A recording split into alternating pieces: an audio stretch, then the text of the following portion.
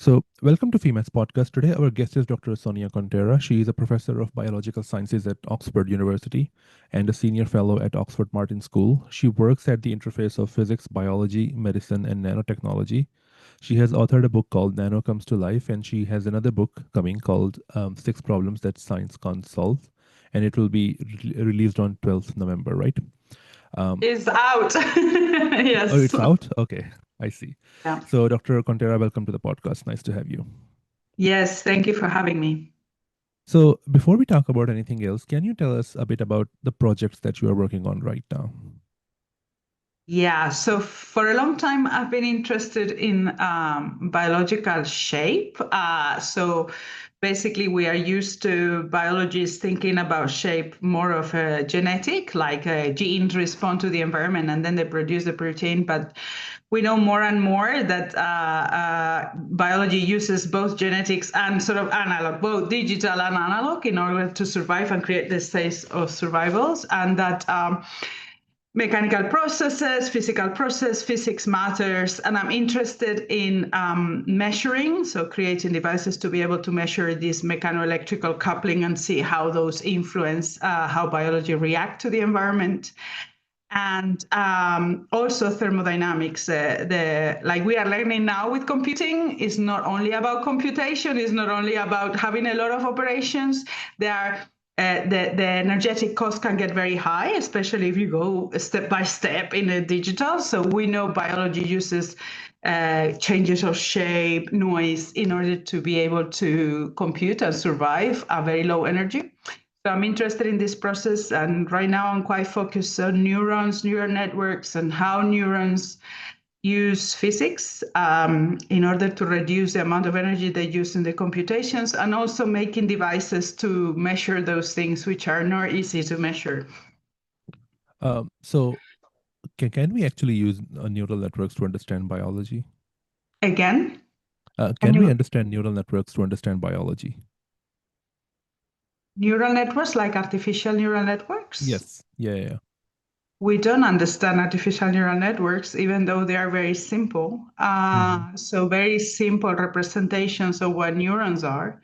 But what we are learning from artificial neural networks is we're learning a lot of things. The relation between shape, energy, and language, for example, which is one of the big mysteries, not just of science, but of philosophy Mhm. in our representations of the world, the role of language in order to make representations of the world. So we are learning many things, and biology, and they can certainly be very useful for understanding biological processes. So they are used mainly like CNNs to correlate data.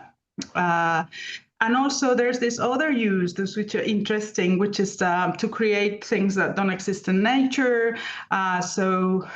For example, for creating drugs or creating materials. So let somehow also the hallucination, the creativity of the network to suggest things to us that might or might not exist. So we are finding a lot of applications for AI in biology. But for example, the big promise that we were going to find drugs, new drugs to bind proteins with AlphaFold and all these things is still a promise. AI is quite good at finding drugs in libraries and correlating different that already exist, but it's unclear how we're going to be able to incorporate AI to actually improve the drug discovery. There's a lot of promise, there's a lot of hope, but there's still not quite delivering. I see. So we will talk about these topics in more detail. But before that, can I ask you that how did you get interested in physics as a young person? Well, at school, Mhm. I I grew up in the Canary Islands in Fuerteventura, and we didn't even have a regular school where I grew up. But then I moved to Madrid when I was 12. And I had teachers explain. I had a very good physics teacher, as always a teacher. And I really enjoyed this thing that you can feel or imagine the physics and translate that into math. There's some kind of magic that suddenly you understand something, which is a big mystery. We don't know how we understand physics. And I got addicted to that. So I always wanted to be a physicist. And then, Was there some book that like majorly influenced you when you were young? I remember, and when I was very young, going to the library and looking at a book of, I don't even know the name of the book, about electricity. Mm-hmm. And I remember the pictures of Michael Faraday. uh, so that inspired me in weird ways. And one of the happiest days of my life was I was invited to the Royal Institution to deliver a talk. And I suddenly realized that it was the same room of the pictures of Michael Faraday I have seen as a little doing demonstrations. So, yeah, I guess those pictures of Michael Faraday in an unknown book were important to me. And I'm usually inspired not so much by physics. Well, I have read and I like a lot the books of Hermann Weyl, which I talk about in my new book, and his inspiration from Kant and from Husserl and the dialogues with his wife, Elena Weil, and all these stories, and the influence also of the Spanish philosopher Ortega y Gasset in their understanding of the theory. So, and another physicist I love reading is Hideki Yukawa, the first Japanese physicist that got a Nobel Prize and has an absolutely lovely autobiography, which I recommend to read to everyone. Tabi no Hito is wonderful and also explains how Japan and Japanese became so good so quickly in the 19th century and early 20th century at physics, at theoretical physics, due to their foundations in Chinese philosophy. I think is a great read. I see. Okay, so I want to start talking about some of the things that you work on. So can you can you explain for the audience what is quantitative biology? Well, quantitative biology is a complicated thing, and different people understand different things by it. So since the 1950s, from the development of molecular biology and structural biology, most of the biological paradigm has been to somehow equate biology to a kind of deterministic computer in which instructions in DNA and relationships between individual proteins somehow interact with each other and give rise to biological systems. So this paradigm, despite of being have many flaws, is still in place. And that paradigm requires identification mainly. So imaging the genes dried or dead or or frozen, imaging the proteins, and then try to find the relationships between them. It's a kind of algorithmic paradigm with many limitations for what I said at the beginning. So from the 1990s, I'd say, since the physicists started to create tools of nanotechnology that would allow us for the first time to interact directly, not frozen, but in the real medium with molecules or with cells, such as atomic force microscope, magnetic tweezers, optical tweezers. So although the one would argue that the knowledge we have got from them is still quite limited, we start to look at biology in a different way and getting closer to what had been physiology, the idea that you could measure electrical currents in neurons and all that. So this idea of quantifying mechanical properties, electrical properties, or things I try to do in my lab, energy dissipation, entropy production of a biological system, suddenly allows us to test all these ideas at the interface between information, physics, and biology that they were worrying the physicists in the 1950s, like von Neumann and all these guys, and then we forgot. And now we somehow have the tools to bring back those questions. So quantitative biology is that, doing physics with biology in many ways, so being able to identify the quantities that allow us to fit theories or make new theories or to understand and predict certain biological phenomena. But everything is quite complex at the moment, and science, as you know, is quite opportunistic. So you go chasing many things at the same time and see which one works. So yeah, that's quantitative biology. It's the effort mainly of physicists and engineers to treat biology. The engineer is more a machine, and many biologists, but I'm a physicist, so I'm looking for a more maybe ontological framework, the meaning of it all, why the universe created life the way it Right. is, what's the meaning of it. Yeah. I see. So you said that there were some ideas and questions from 1950s that we were able to bring back. So can you give an example of the questions that, could be Yeah, answered later? absolutely. So the 1950s, so during the Manhattan Project especially, so this is the moment where physicists have established quantum mechanics, and it's quite successful. And as you know, there was all this drama of what is the meaning of quantum mechanics. Suddenly, there is not an objective world outside us. Is breaking this naive interpretation that science can have an objective understanding of reality. And somehow, scientists start to deal with the problem of subjectivity. And what do we do with this? So out of these ideas, interacting with the ideas of computing come out, and of course I discussed a little bit Hermann Weyl, unification with general relativity, what is discrete, what is continuum, what can we compute with logic, what is outside logic, because quantum mechanics somehow is outside the common logic that we use. Came out these big questions about computation, the Turing machine, what is computable, what is not computable, and they came out the ideas of non-equilibrium thermodynamics.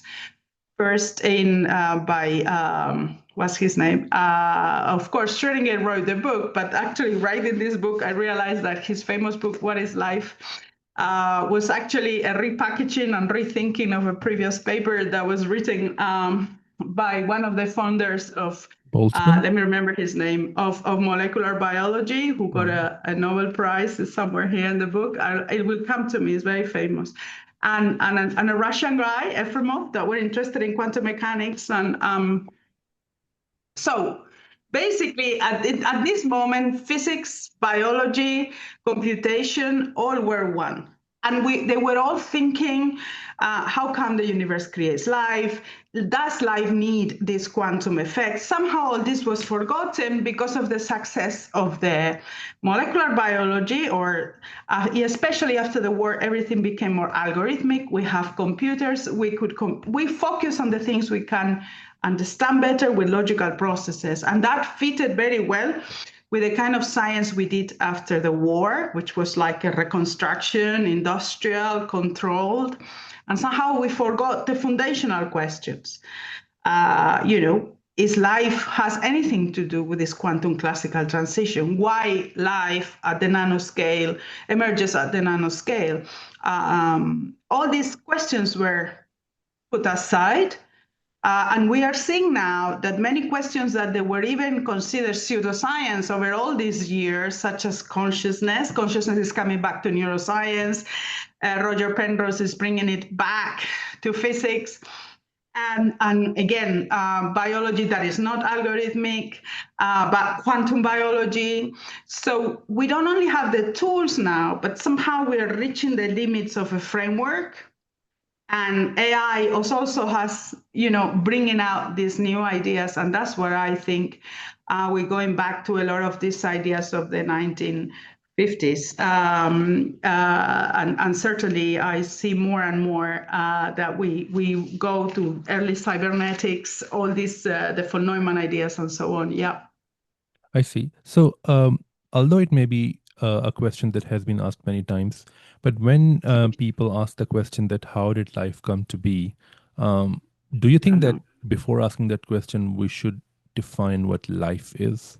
No, because one of the lessons this problem of the definition is it narrows very much the philosophical question. And I think that I think we recognize when something is alive, and then you can get lost in the definition of what is to be alive.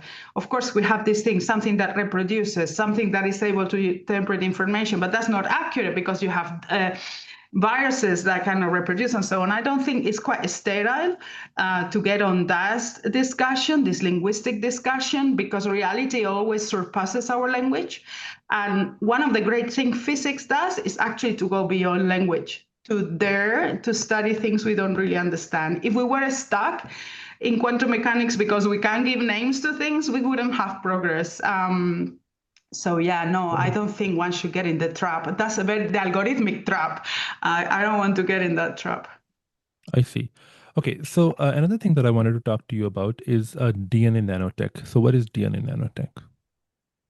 DNA nanotech, well, it's a field that is quite well established already. So it starts in the 1980s. So the 1980s is where whole nanotech starts to happen. So we have the invention of the atomic force microscope, the scanning tunnel microscope, the first fullerenes, the first nanoparticles, the first techniques to see. And there was a guy, an Adrian Seaman in the US, who was a student of Rich, I think was one of the guys that was working with Crick in trying to get out the structures of DNA. And this Adrian Seaman was also trying to work on DNA structure, doing X-ray. And he realized that he was not getting good results in the lab. As usual, it's all serendipity and luck. So he thought that Delbruck is the guy that started molecular biology. It came to my head. Anyway, so he started to realize that he could use DNA not to study any biological algorithm, but as a building block, like Lego. You have 4 bases and you can build many things with Lego. And he proved with his students that you could do it. And many people have been working on this since then. It's a well-established field these days. You can even go online. There are computer programs that you can design your structure, buy the oligonucleotides online, and then mix them and get them done. So it's a great way of making structures which are atomically precise, but it's limited. It's limited. One of the limitations was size. These days, this is broken. You can make big structures out of that, hierarchical structures, but DNA only can make a stiff, a bit boring structures. Of course, there's not such good at proteins, and we are learning these days to make artificial proteins. This is more exciting than AlphaFold. Everybody talks about AlphaFold, but in fact, David Baker, which was able to solve the structures of proteins, his team before AlphaFold, he's embarked and many others on this business of de novo protein design. So you can design proteins in a computer and then get cells to build them for you, and that's much more versatile. So yeah, we're learning slowly to build like with the building blocks of life. We still cannot make everything we like, but it's a big step. So this is a kind of the dream of the early nanotechnologists of the 1970s, was to be able, including Richard Feynman, to hack into the biological capacity to create molecules. We're getting there. So it took 50 years, but we're starting to be able to learn how to compute with nature, or to not to compute with nature, to fabricate things with nature, with biology, even though we don't understand very well the process. It's a bit like AI. It works, but a bit of it, we don't know why. So you said that we can design, proteins the way we like, right? So does it No, have the way we like, no. no? No, Okay, not everything is possible, I as see. you can imagine. Not every protein can be built by a cell, because the cells So have evolved to construct certain types of proteins. So there are restrictions, and there are mhm. also structural restrictions. It's not so easy. No, we so can construct mhm. some proteins, and this is some of the work that David Baker and many others working in this field are trying to establish. What can we actually build? All right. So do you have any examples of the things that we can design, or Yeah, I mean, so David Baker, I think what his first protein structures published in 2000, maybe 16. 14, 16. And soon after, his team started to make this, what they call de novo protein design. And they succeeded in creating these proteins that then assemble into a cage similar to the cage of the viruses. And during the pandemic, one of his students who has his lab is called King, managed to get one of these cages. You get cells to make them for you. We cannot synthesize them. You have the black box of the cell. We don't know how it happens. But he managed to synthesize these cages to produce a COVID vaccine with the spike protein that passed clinical trials very quickly. It was very safe. He passed clinical trials in South Korea. So yeah, and these protein cages work very well, and many people are starting to try to exploit them as drug delivery systems or new vaccine systems. I see. So does this thing have applications in drug delivery? Yes, I just said you can make vaccines. Right. And you can also apply other types. So one of the most interesting things that is happening now is that we are not only thinking on drug delivery like to target the disease, but rather we're learning more about how to deal with the immune system, sort of a new age of vaccines. This is why when we came to the pandemic, we had two companies, Moderna, BioNTech, and this one and others that they already had some systems ready.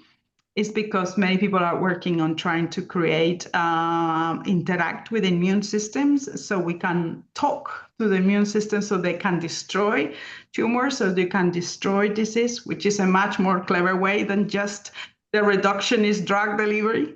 But yeah, certainly many people are thinking on these cages for all sorts of applications. Yeah. So what about the treatment of cancer? Does it have applications there? Yeah. So as I said, the treatment of cancer is mainly these days through immunotherapies. Many of them are on clinical trial right now. So it could be like to tell the immune system, basically you give them some information like a vaccine. The story is quite old. So there was a guy called Cowley in the 1970s that was 19th century, that was able to remove tumors of people by putting them in infections on their tumors. So this is well known. If you can get the immune system to recognize a tumor by fooling it into going there and thinking it's a bacteria or an infection.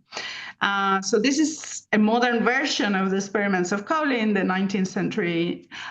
So yeah, many people are working on this. In fact, Moderna and BioNTech, these companies, which are already quite old, 15 years old, much older than the pandemic, they were created in order to create these cancer vaccines. But again, it's all work in progress.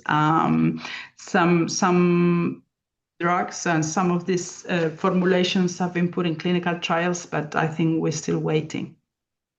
I see. Okay, so now I want to talk about the topics that you have addressed in your upcoming book, 6 Questions That Science Can't Answer. First of all, is it correct to say that this book is in Spanish right now, right? Yeah, absolutely. There's a lot of Spanish speakers in this world, and including the United States, there are over 50 million. And I think it's important to write in languages that is not just English, to think your science. Yeah. So one question that you address in this book is the origin of life, right? Yeah. So one thing that you mentioned, in the introduction that you sent me was that life, life may emerge in the obscure between the quantum and classical. So what do you exactly mean by that? Yeah, I mean, this is the whole theory that many quantum physicists started to think at the beginning of quantum mechanics because of the weirdness of quantum mechanics with regards to time and the arrow of time. So is this thing that in order to become alive, you need to create a unity. Even if you're a humble bacterium, you need to know you is you. You need to feel that you is you. And again, in an algorithmic process in which you're trying to process digitally all the information, it might take quite a while. This is difficult to put all the information together, right? So this is the idea that some biology may have learned to tap, even for short periods of time, in things like entanglement or superposition, in order to integrate information and in this way create this kind of unity. And also is this thing, and that I think is my ontological understanding of the universe, is that the universe is made incomplete. So there's these jumps, the jumps between the quantum and the classical, the jumps when you have a phase transition, these places with mathematics breaks down. And then nature usually uses noise to overcome this. These noisy interfaces that are able to find the solution to the next step. And biology may have learned that trick. To jump between the quantum world and the classical world in order to create unity. Of course, these all are conjectures, and the more you think about a topic, you meet. But of course, this is the new field of quantum biology, and of course, this has been driven mainly by the insistence of Roger Penrose in never giving up on bringing life into physics, which was a big tension, especially after the war, that physics had to become just rational and calculating. And the fun of physics is this is something else. Physics taps into things we can't really understand. And this is why I call my book Problems That Science Cannot Solve, because it's precisely those problems that science cannot solve where we physicists, we like to be in. This is the attraction of that incompleteness of nature. And certainly, I mean, I'm not the only one to think this way. Life is likely to be able to, well, life emerges at the nanoscale, which is a transition, right, between, and the geometrical shapes of proteins, for example, may be a clue of how you create geometry out of a quantum classical transition. But we're still not there. We still don't have the tools, but many of us are starting to try to make those tools to understand these problems that maybe cannot be solved. But we like going into these problems that we cannot solve. So the origin of life researchers, have they ever looked into this possibility that, that what you were saying, that a life can tap into things like entanglement? People are, everything people are doing is either look life in other planets. It's very exciting times for this because the new telescopes and the new space observations, including AI, are giving us the miracle that now we can learn about the compositions and atmospheres in other planets. And there's this getting many people excited, and some donors are putting money into this. So that's great. Looking life in other planets is one of the ways we look for the origin of life, And the other is mainly driven by chemists, so people that are trying to create libraries of chemicals and trying to take them to interact with each other. So yeah, there's Lee Cronin in Glasgow is, for example, working in the computer. So yeah, I mean, people are basically working on classical systems because that's all we can do. And chemistry should be a result of that, biochemistry. So people are starting it by the products of it. But some of us and some people are working on the thermodynamics of the possibility of the origin of life. And it's this idea that in order to become alive, you need to decrease your entropy. And to decrease your entropy, you need to dissipate energy into the environment. And you can only do that by creating a shape with a polymer. And maybe at some point we can learn if you need that special non-trivial quantum effect in that polymer for things to start to change.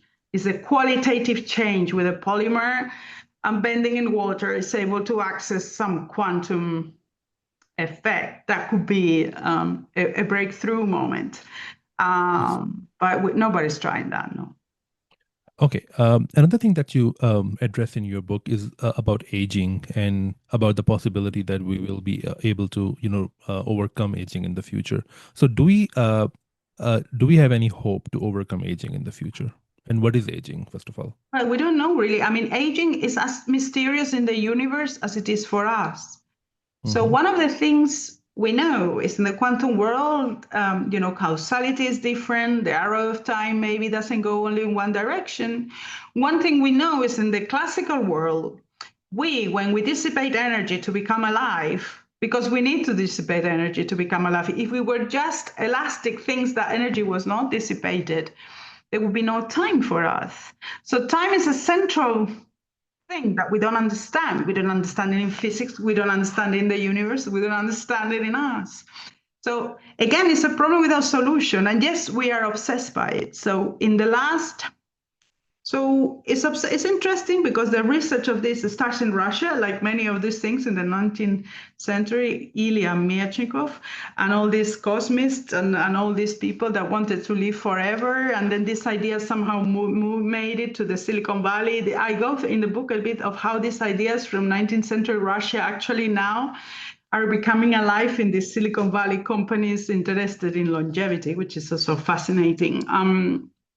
So yeah, people are looking for molecules. The problem is infinite. So each of the groups and the companies and the people are looking either at telomeres, can we shorten the telomeres, or another drug that is able to, keep your mitochondria happy, or removing debris from the cells. The main problem is that there's two processes that are linked in human biology, which is cancer and aging. So if you want to stop aging, usually you produce cancer. And this balance between cancer and longevity is something we haven't cracked, because biology is a very complex system and all these things are interconnected. Evolution has made that it's interconnected. We have no idea of why our lifespan comes from. There is some ideas about metabolism, non-metabolism, because we are related with the rest of the ecosystem, right? So how our age is related, not just our size, with the rest of the ecosystem. And another big mystery is that most of human animal or life evolution on Earth is based on mass extinction. So that has been very important for life. So hacking into this, I think, is very far from us, but it's quite exciting area, in my opinion, because it's dangerous, because most of the research is done in private companies, which we don't really know what their intentions are. On the positive side is bringing together multidisciplinary teams, so physicists, AI people, biologists, and working on complex biological problems, which in traditional academia are very difficult to tackle, because academia is just too conservative. It's impossible to get a grant. It's impossible to try new ideas. So it's exciting and dangerous, but we still don't know. We have a number of candidate drugs that seem to improve, but at the same time, our interaction with the ecosystems is probably very important for our lifespan. And it's a great topic to study. Another problem, probably without solution.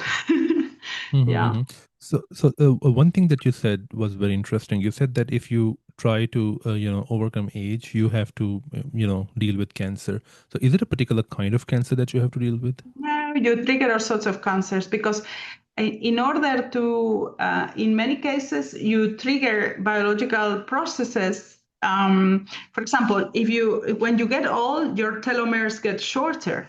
But when you increase if you stop that process, it is known also to interact with the way cells produce cancer, because cancer is about live cells living longer. A cancer cell is the one that doesn't die. So if you go at the molecular level to interfere with the processes that make a cell die, then you're likely to be close to producing some kind of growth, uncontrolled growth. I see. So because we don't really understand cancer, we have this, of course, obsessive DNA obsession that you have a DNA mutation and you create cancer, which is not true. Most of our cells in our body are full of DNA mutations and we don't have cancer. Mm-hmm. So cancer remains a mystery, but it is linked with, of course, we know it's linked with the way the cells divide and the cells grow. And if you interfere with that process, the natural death of cells or the death of cells, which is what you're trying to do when you are Mm-hmm. producing aging, is easy. The thing is that still now we know it's a very complex system, that everything is interconnected in biological systems, and we started to have the mathematical tools, including AI part of it, to study these complex interactions. So it's the physics of complex systems, and there's some people who start to work on that, the physics of aging, so physics of complex systems biology. But the problem is the biological sciences researchers so far in their degrees, they're not exposed to mathematics or so that's why I like this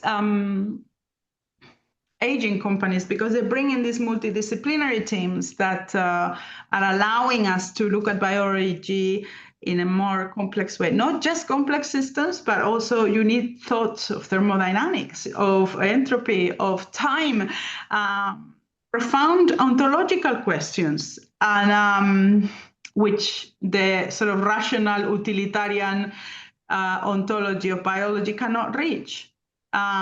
So yeah, biology continues to be, the main source of inspiration, I think, for science in the 21st century. So there's another question that comes here, and since you have written about this in your book, I want to discuss this with you. So suppose that we are able to, overcome aging, and we are able to live forever. Do you I think that? don't think so, but anyway. But Yeah. suppose, yeah, it's a very hard problem, of course. But suppose that it's possible, and we are able to overcome aging, and we are able to live forever. Do you think that if we live forever, life would be meaningful after that? I don't think we live forever. Okay, I really sure. think death is implied in life. Okay, I see. So, I just don't think so. And of course, life wouldn't be meaningful. In okay. fact, if you want to look at the philosophy of all these, the Hmm. Russian philosophers in the 19th century, Fyodorov, who was an Orthodox theologian, which was obsessed with the resurrection. Hmm. So he thought that the reason why humans we could do technology is because God wanted us to produce resurrection, that everybody would live forever, that we would have to make heaven. And this is the reason, this is actually what inspired Tsiolkovsky to make the rocket equation in the 19th century that then we used to go to the moon. So Okay. space travel. So that's why they wanted to fill the universe with the people we resurrected. So this ideology is actually very important in this sort of transhumanist, the Silicon Valley. I've heard Peter Thiel talking about orthodox theology recently. So they think it's something we want. I don't think we have to worry, at least in our age. And of course, they think about putting your brain in the cloud. All these ideas are already in the Russian cosmos, actually. Um, it's very unlikely, because what is a brain without a body, right? And what is a body without an ecosystem where, we tend to think we're very special and we're separated from the rest of the universe. We're not. We're very entangled with Mhm. many things. So we'll see. I don't think maybe we increase the lifespan by a decade or more. This maybe is possible, but I don't Mhm. think we'll live forever. Live It forever. doesn't make Okay. sense. Doesn't make Sure. sense. Okay. So another thing that you talk about in your book are, is the question about truly intelligent machines, so which is related to AI. Um, do you think that we understand what intelligence is in the first place? Well, yeah, well, intelligence is the capacity to solve some problems, I guess. And, you Mhm. have plants being able to turn to the sun. That's sort of, I love that, neuron-less intelligence. Mhm. So intelligence is to deal with some of the things in your environment and change the environment or yourself in order to keep persisting over time. Right. So to solve something, but yeah, and the great thing of AI is that it's forcing us to rethink all these questions. Yeah. Mhm. So do you think that for to be intelligent, you need to be conscious, or do you think that they are not overlapping at all, But not necessarily? to solve Hmm. problems, certainly not. Hmm. You can have machines solving algorithmic problems. This is well established, with all this. This was very much studied in 1950, 1960. What is computable, what is not computable, the rules, the limits of logic, right? So Hmm. the logical intelligence, we know lots about, and our computers can solve problems, and they're not Sure. intelligent. But real intelligence is what we're talking about, the conscious intelligence. The unconscious intelligence means the recognition of the other. In order to be Hmm. conscious, I need to be other. And therefore, the recognition of ethics. Uh, Right. right? So it's this complex as soon as you become conscious, many other things come into play. Um, and yeah, I mean, the conscious, responsible intelligence probably requires consciousness. Is that's where I see. yeah. So when you think about intelligence, does it also involve learning, or can you have intelligence without learning? Yeah, no necessarily. I mean, you can have, well, there's always had to be some learning at some point, but you can inherit learning from your parents. Or you can look, we have a slime mold, which is a little mold, like a kind of amoeba that you can grow in the lab, and you can Hmm. give it. It's very smart. It is able to find solutions to find a way out of a labyrinth or a maze by itself, and find food in all sorts of complicated ways, and doesn't even have neurons or anything. It's just networks of tubes. And if you treat it to some kind of poison or something that doesn't like, and then reacts and know how to deal with it, and then Hmm. moves away from it, learns that this is bad for me. You cut a piece from it, dry like Hmm. paper, you put water in it, and Hmm. this thing remembers that Okay. something is a poison. So I guess there's always a process of learning at some points in the evolutionary history. You need to, basically, learning is to understand your environment. And you can understand it in digital, in your genes, or in your writing down, or in words. That's the digital part.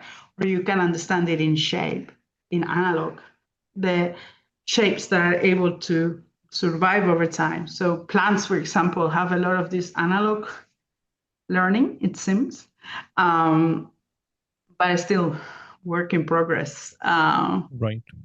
So, in your opinion, I mean, and you have talked about this in your book. So, in your opinion, do you think that achieving general artificial intelligence is a feasible goal in the future? General artificial intelligence, whatever that is. But okay, let's talk about this agentic AI, which is what Hmm. everybody's interested in. Right. It seems more and more people think like, yeah, LLMs are not going to take us there. They don't know what they're doing. So you see, the most stupid bacterium, you know, Hmm. is agentic. It learns how to go to food, right? Hmm. So how Right. does it know that? So I get there's a lot of digital and non digital processes going in this. And I guess we can make maybe robots to become more agentic. So with purpose, but in language, it will be difficult. It will be difficult without running into the problem of ethical problems, responsibility. We want these things to be ethical. And again, ethics requires to a big extent a recognition of the other that might not be programmable. So there are limitations of what you can do with a digital system. And unless we go more analog, it will be difficult to have agentic AI or general AI. I see. So, Do you think that there is something that we are missing from our lessons from like neuroscience to build I AI, have or to do you say, think? I don't think neurons alone are needed. I just told you about a slime mold of Right, right, right. plants. I see.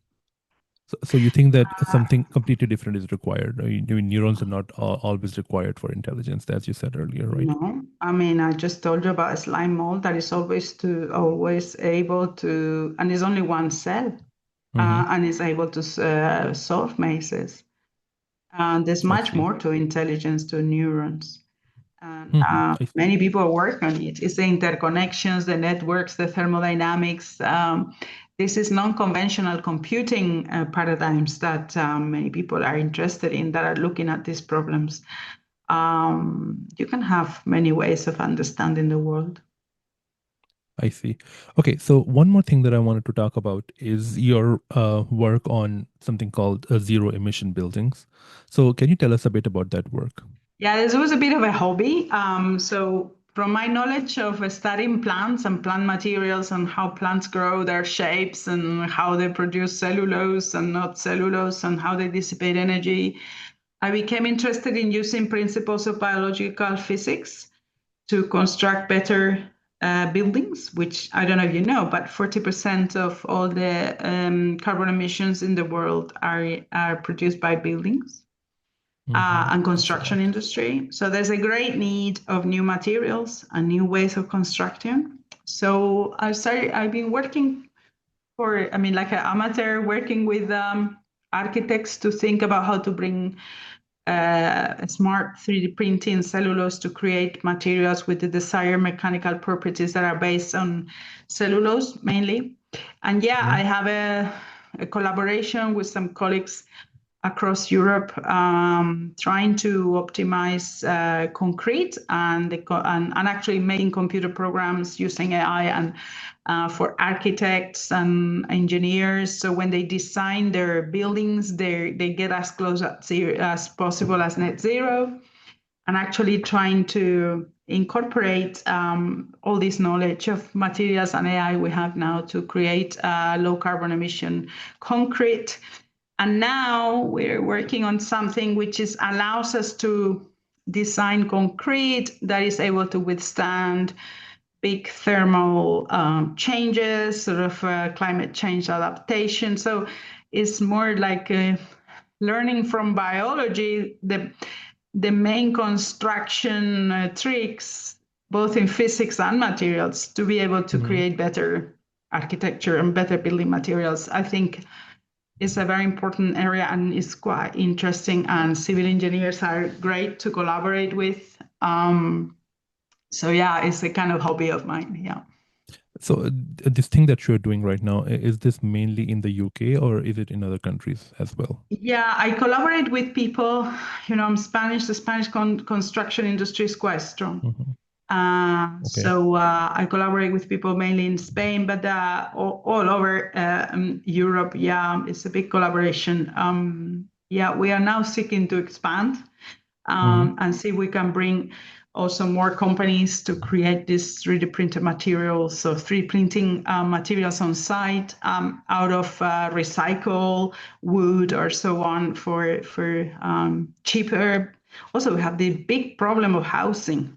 Mm-hmm. Imagine if we could empower people to build their own houses, we may need to do that because it's bonkers. If we reduce the cost of making houses, affordable, good houses for everyone, Mm-hmm. we will remove this speculation and rent seeking people just to ruin people's life. I mean, the life of everyone in this world at the moment is ruined because nobody can pay house prices. So there are many Yeah. reasons why scientists should work on construction, I think. So the things that you mentioned, correct me if I'm wrong, but the things that you mentioned, they are the goal of those things is to reduce the carbon emission, right? Yeah, and to create more interesting materials to Right. substitute for steel and concrete. So are there some, measures that you take to increase the efficiency of systems so that the energy Yeah, loss can be so prevented? basically, we're incorporating. So now, when architects or engineers build a building, They just do the best they can, okay? Or they know people, or, I want this building not to fall down. I know this still works. So we're creating these libraries of materials to start with, where we incorporate also the carbon emission and how far they are from you. So this is also incorporated in the computer program. And basically we use in a computer interface that allows you to choose different materials when you're trying to make your building to minimize net zero carbon emissions. That's the zero goal of our problem, to improve the way we make buildings, and we make use of resources to make buildings. It's not easy because, of course, construction companies don't always want to release their data. Because looks like a good idea, but of course it's a complicated business. But we can improve the things we're doing, and then of course for me the most interesting thing is to make new materials and new construction methods. Yeah. So you said earlier that you are looking to expand. So are you gonna do this in the US as well? Again, sorry. So earlier you said that you are looking to expand this initiative. So are you gonna do this in US as well? Oh no, the US no. No, The US is very complicated at the moment. Who Sure. knows? The whole world is very complicated at the moment. So we don't know. No, we're working. I will probably be working more in Spain and the UK. Yeah. Okay, I see. Okay, so one more thing that I want to talk to you about is something that you have mentioned on your homepage, on your Oxford page, and that's the interaction of physics with power. So in the 20th century, for example, physics with Yeah. power, yeah. So Yeah. in the 20th century, for example, physicists became quite important because when they build the bomb and they had to interact with a lot of powerful people. So in 21st century, what do you think are the main channels through which physics can interact with power? Well, physics has been central. One of the drivers of physics, of course, we talk about the Manhattan Project, in which physics changed world forever. And then, of course, also out of the Manhattan Project, the computer allowed all this optimization of work, including that I would argue all this, the eruption of the computer was one of the main drivers of the deindustrialization of the West, because allowed all these Western companies to do all these automatic operations, optimizing the benefits, all these rent-seeking operations. So it is very much, the computer has been part of the neoliberal display of economy that has ended up so badly. And part of this story is, of course, that Taiwan, first Japan, then Taiwan and South Korea, because of their geopolitical history, only one of the ways they found to develop was to engage in making the chips that power the computers. Japan had this big advances in the 1980s, and there was this trade war with the United States that restricted very much the way they could develop their technologies. And then once the Taiwan Semiconductor Company was founded in the 1980s in order to produce the chips that would power the computers of the West. And as you can see, this is one of the main messes we have now. You cannot have AI without NVIDIA chips. NVIDIA needs Taiwan Semiconductor Company.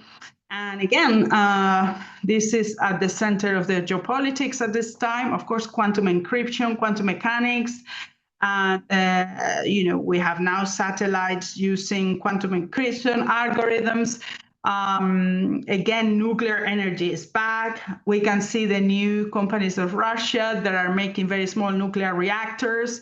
We're talking that we will need nuclear reactors to power AI. So physics is entangled in the whole mess we're living in. And the new ways of computing we've been talking about, is all over. And China is already looking at moving beyond the paradigm of the chips, maybe looking at atom ways of computation. All sorts of things are going on. So obviously physics remains. And again, this is physics like the title of my book, that we don't fully comprehend. We don't understand quantum mechanics yet. And yet we're putting all our hopes. All these things I've been talking about are based on quantum mechanics, on this the capacity of matter at the nanoscale, at the very small scales in the case of chips, quantum tunneling, electron tunneling, all sorts of mysterious phenomena that we try to turn into digital rational phenomena. And for doing that, we need a lot of energy. Global warming is related to the amount of energy we need to process information digitally. So that's why many of us are interested in analog, going back to the analog. In fact, I think that will be the title or the work of my next book. The marriage of the new marriage of the digital and the analog, maybe. So yeah, physics is still is at the core. Sure, sure, Yeah. sure. So, do you think that is there something that a physicist can do across different countries that they are not doing already, that can, make things, the geopolitical things a bit better? Yeah, so physics diplomacy has always been very important. I remember CERN.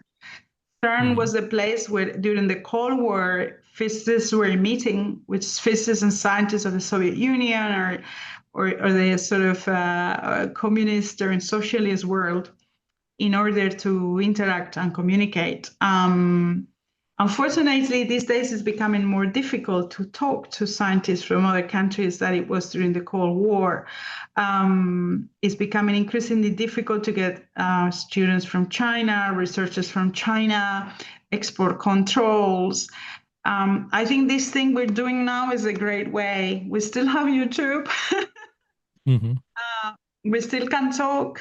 And I think also why I wrote my book of the problems that science cannot solve, to get inspiration again from the big problems of science that bring not only this utilitarian rational use of science, but also that brings us to our connection with nature, with our the mystery of life and of understanding the universe. And this is what uniquely physics does. We're not just utilitarian rationalist. We're able to connect with the mysteries of the universe. And I think there is something that unites people when we think about these problems. And I think we should continue to discuss things like, gravity and quantum mechanics and the great mysteries. I think that, which is what CERN was about, if you realize. Maybe during the Cold War, they could not agree on doing practical things together, but they could get together to look at the Standard Model, to look at Yes. how symmetry created particles. And that's inspiring. And the first Nobel Prize, that was a Muslim came of there, Abdus Salam. And, it brings a lot of people together. Because they tap into deep human needs that go beyond cultures and that go beyond religion. And I think that's why it's important that we keep talking physics. There is another example that I sometimes think of, and I don't know if this is something that you are referring to when you say physics diplomacy. So in the First World War, there was this thing that a German physicist, by that I mean Einstein, his theory was going to be tested by a UK, scientist, which is Eddington. So that, do you think that Eddington, that was? Mhm, Eddington did it on purpose. Eddington mhm, really hated the way that in the Anglo-Saxon world, the German scientists have been demonized and have been mhm. turned into evil. And Right. I think there is a wonderful book that tells all this story. I think it's called Einstein's War. I have it here somewhere. Yeah, I think I've read. Uh, Yeah. it's Einstein's War. And Eddington actually was very inspired by an article written by Albert Einstein, where he was a pacifist. He was against the war, and Mm-hmm. that what inspired him to actually try to do the measurements that proved that general relativity was correct. I think he had to go to Africa and look at the measure at the deflection of light during an eclipse in a very narrow that nobody really knows if he measured it or not. But his motivation was to bring people together with science. And again, it was not a utilitarian question to make money. It was a question about the mysteries of the universe, and that life is mysterious, and that scientific and physics brings us to that and brings meaning to our capacity to learn. It's not just learning for making money, but learning to transcend, this transcendent part of humanity. And I think we need to bring it back. And yeah, it's a wonderful story, Eddington and Einstein.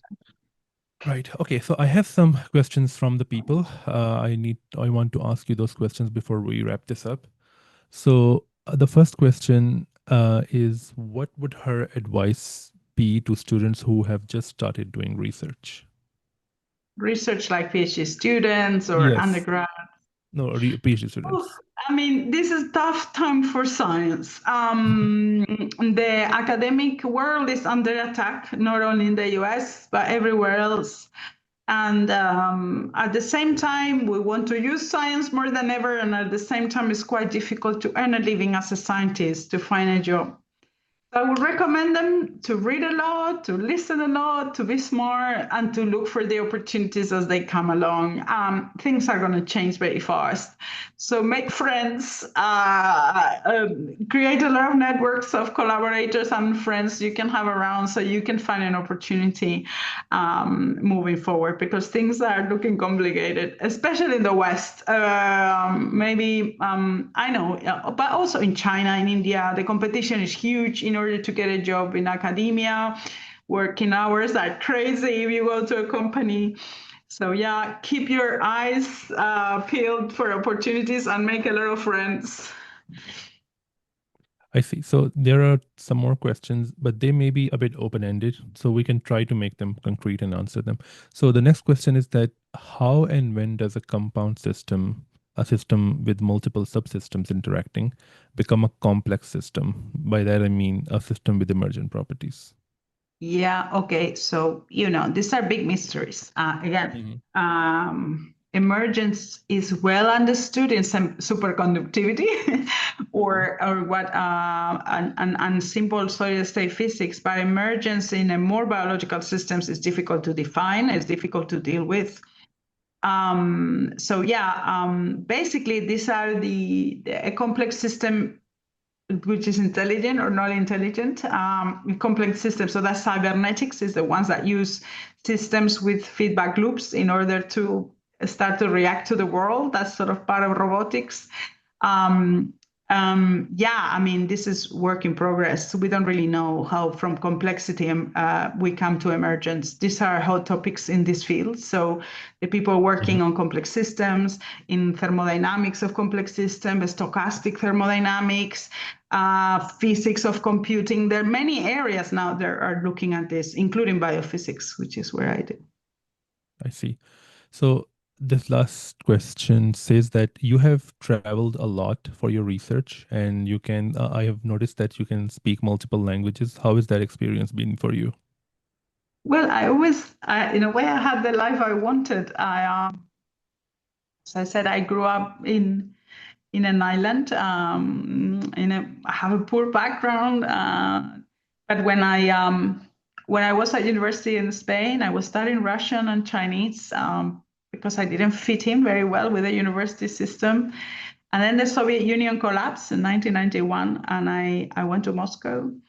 Then I went to Beijing. Then I was interested in language, in translation, machine learning in translation, the pre-artificial translation we have now, and ended up in Japan. I was interested in all these things I was telling you before, how Japan managed to become the second world economy then, coming from a completely different historical trajectory than the countries of the West. And then I moved back to Europe, and I've been in Oxford 20 years. So I was always interested in history and history of ideas and how we get to know the interactions between humans and history and knowledge.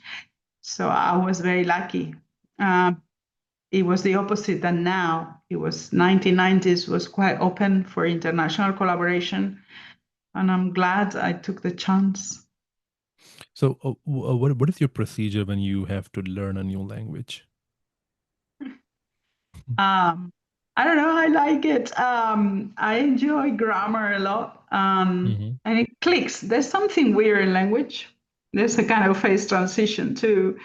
There is a moment that the language makes sense. So you listen, listen, listen, listen. You put yourself through a lot of things, and something boom, clicks. This is this baby Chomskyan idea that there's an underlying structure, but I think there's more. There is something, a bit of a phase transition. Even if you don't know all the words, even if you don't, you somehow get the feeling of the sound and what sounds make sense and what sounds don't make sense within that system. Yeah, no, I love learning languages. So you what you're saying is that you'll mainly learn by just listening to the No, I speakers again and study. I again. study You grammar. I study, study okay. grammar. I listen a lot. Yeah, I love grammar. I like writing. I like the whole process of language. I work hard. I'm not so talented. I mean, and I am now. You build the capacity. Yeah, but yeah, I'm So do you always learning languages. Yeah. so do you use these language learning apps like Duolingo or Babbel, or don't use them? No. I tried this one. What was the popular one? Duolingo. Duolingo in Korean. Yeah. I wanted to improve my Korean, but I don't remember things during Duolingo. It doesn't work so well for me. I learn more from maybe watching movies. I don't. Oh, I don't learn so much from Duolingo. No. I see. Okay, so I think my questions are over. Thank you so much for your time. It was great to No talk to you. worries. Good. Thank you for the interview. Thank you. No problem. Thank you for your time. So if you like this video, give it a thumbs up and consider subscribing, and the YouTube algorithm thinks that you will also like this video.